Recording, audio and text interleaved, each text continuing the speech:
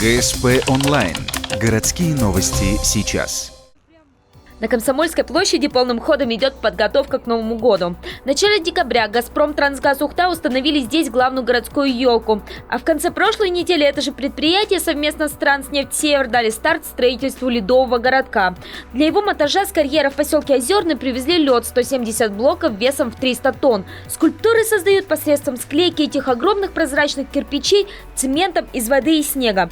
Пока из общей картины выделяется лишь композиция из елочек, она практически завершена. Между ними разместят надпись «С Новым годом», а уже за еще с десяток поистине хрустальных фигур, 5 из которых будут с подсветкой.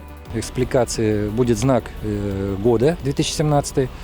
Потом, значит, идет специальный элемент скульптуры, это скульптурная группа из льда «Ротонда», типа беседки, но красивее намного. И, значит, далее слева будет Дед Мороз со Снегуркой, справа символ года – петух.